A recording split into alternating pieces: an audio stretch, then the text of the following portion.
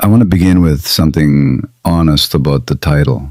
It is a bold claim, and I want to earn it rather than simply assert it, because the territory this conversation is actually entering, the specific intersection of trauma and awakening that Gabor Maté spent his career mapping with greater clinical precision and greater personal honesty than almost anyone else who has addressed it, that territory deserves genuine engagement rather than a performance of significance. So let me begin with the thing that makes this intersection genuinely important.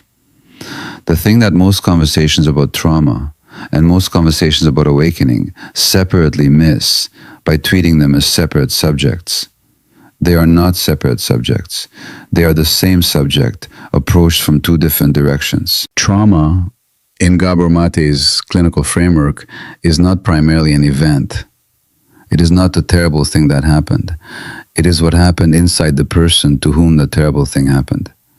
The specific disconnection from the authentic self that occurs when experience exceeds the nervous system's capacity to process it while remaining fully present to itself.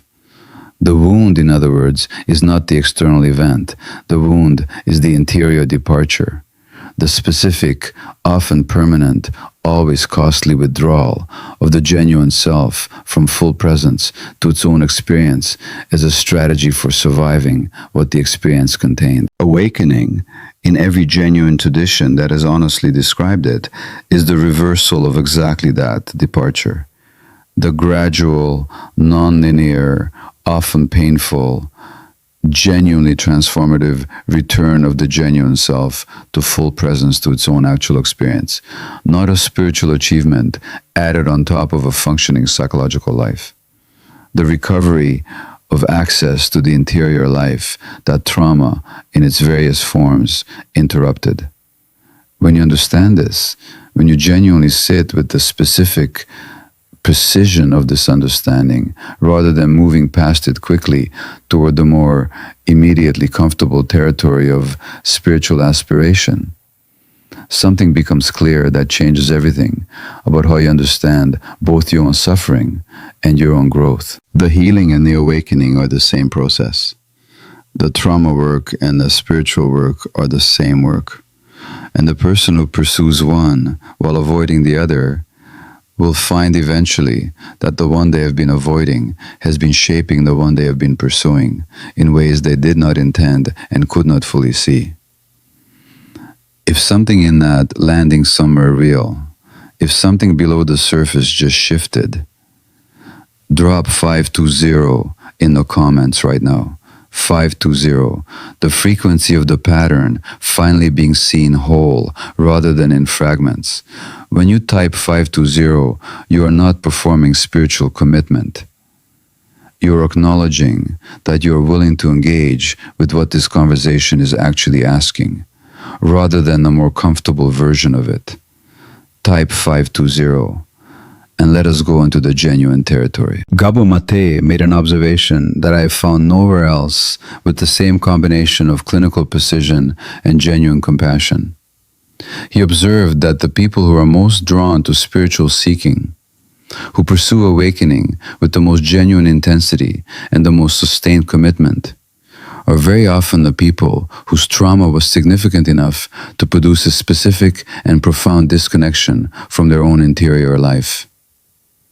And that the spiritual seeking, however genuine its aspiration, is very often organized at a level below conscious awareness, around the wound rather than around the authentic self. This is not a criticism of spiritual seeking. It is an honest account of its most common psychological substrate. The person who was disconnected from their own interior experience early enough and completely enough reaches with genuine longing towards something that promises reconnection, something that promises the specific quality of aliveness and genuine interior contact that the disconnection took away. And spiritual experience, in its various forms, can genuinely provide moments of exactly that contact. But here's what Gabor Maté observed with clinical consistency. Those moments of genuine contact, however real, however transformative in themselves, do not automatically address the specific disconnection that drove the seeking in the first place. The peak experience of genuine spiritual opening does not by itself heal the wound that preceded it, because the wound lies not in the absence of spiritual experience, but in the specific, structural, often entirely pre-verbal disconnection from the interior life that trauma produced. And structural disconnection requires structural work, the specific, personal, often unglamorous psychological work of genuine trauma healing to genuinely address. The person who pursues awakening without also pursuing genuine trauma healing tends to find across years of genuine spiritual effort that their awakening is a specific and puzzling ceiling, that the peak experiences are real, but do not produce the sustained, lived, daily quality of genuine presence that genuine awakening is supposed to produce. That the insight arrives, but does not transform the patterns. That the love that is genuinely accessed in specific contexts is not available in the relationships where it matters most. That the genuine opening in the retreat or the meditation hall somehow does not survive full contact with the ordinary life. This is not spiritual failure.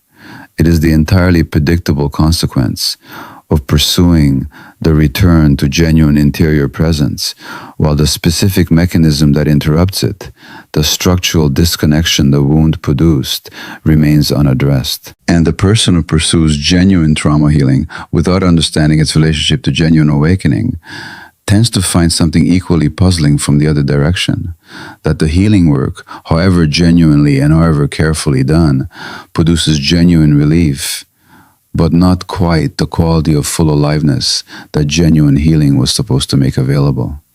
That the patterns change, but something essential remains slightly out of reach. That they are better, genuinely better, measurably better, but not yet fully themselves in the way that genuine wholeness is supposed to feel. This is because genuine trauma healing, pursued without understanding that it is simultaneously the work of genuine spiritual awakening, can be organized primarily around symptom reduction rather than around the recovery of full presence to the actual interior life, around the management of the wound rather than the genuine return of the self to its own experience, around becoming functional rather than becoming whole. The integration of these two understandings, trauma healing as spiritual work as trauma healing, is the most important thing Gabor Maté contributed to the contemporary conversation about human psychological and spiritual development. And it is the thing that most conversations about either trauma or awakening conducted separately consistently miss. Now I want to give you the 7 specific signs that this integration is genuinely underway in your own life. Not the signs of spiritual performance, not the signs of psychological sophistication and vocabulary, the actual signs felt, lived, embodied, present in the ordinary daily texture of the actual life being lived. The first sign: your spiritual experiences have begun to show up in your relationships rather than only in dedicated practice. The most reliable indicator of genuine integration of trauma healing and spiritual awakening is not the quality of peak experience in dedicated contemplative practice. It is the quality of ordinary presence in ordinary relationship. The person whose awakening is genuinely integrated into their psychological life brings something different to the conversation with their partner, the interaction with their colleague, the encounter with the stranger, than the person whose awakening exists primarily in the dedicated practice context. That something is presence. Genuine, unmanaged, non-performing presence to the actual person in the actual moment. The capacity to be fully in the room with another person's experience, including its difficulty, its confusion, its genuine need, without the subtle withdrawal that unhealed trauma almost always produces when genuine relational vulnerability is present. If your spiritual experiences have begun to show up in this way, if the quality of genuine presence that meditation or contemplative practice accesses is beginning gradually and imperfectly to be available in the ordinary relational moments of daily life, that is one of the most reliable signs that genuine integration is underway. The second sign, the gap between who you are in your best moments and who you are in your worst ones is genuinely narrowing. Trauma produces a specific and characteristic instability in the self. The person whose trauma has not been genuinely integrated tends to have significant variation in their interior experience across different contexts and different levels of activation. In low stress, low trigger environments, they can access genuine warmth, genuine clarity, genuine presence. Under higher stress, in triggered states, in the specific relational context that activate the wound's most characteristic responses, a different and significantly less resourced version of the self appears. The narrowing of this gap, the gradual increase in the consistency with which the more genuinely resourced self is available across more contexts, is one of the most practically significant and most reliably observable signs of genuine trauma integration. It does not mean the elimination of difficult states. It means the decrease in the variability between the best and worst versions of the self that unresolved trauma consistently produces. The third sign, you have developed a genuine tolerance for your own imperfection. This sign requires careful description because it is easily confused with its opposite.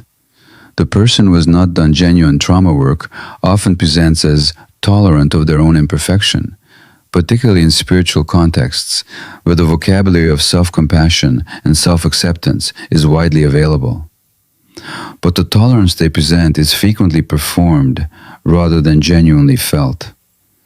Beneath the vocabulary of self-compassion, the wound's characteristic response to imperfection, shame, the urgent need to fix or resolve or explain, remains active, simply better managed. Genuine tolerance for imperfection, the kind that Gabor Maté observed in the people who had done the most genuine integration work, has a completely different quality. It is quiet rather than performed. It does not require the spiritual vocabulary. It simply, honestly, genuinely allows the self to be imperfect without the experience of imperfection producing the specific interior crisis that unresolved trauma so reliably generates. The fourth sign, silence has become genuinely comfortable rather than something to be filled or managed. Trauma, in Gabor Maté's framework, almost always produces a specific and characteristic relationship with interior sounds, the silence in which the wound's unprocessed material becomes most available, where the grief that has not been grieved, the anger that has not been acknowledged, the genuine fear that has been managed into the background becomes most audible, is a silence that the traumatized nervous system learns to avoid with considerable efficiency.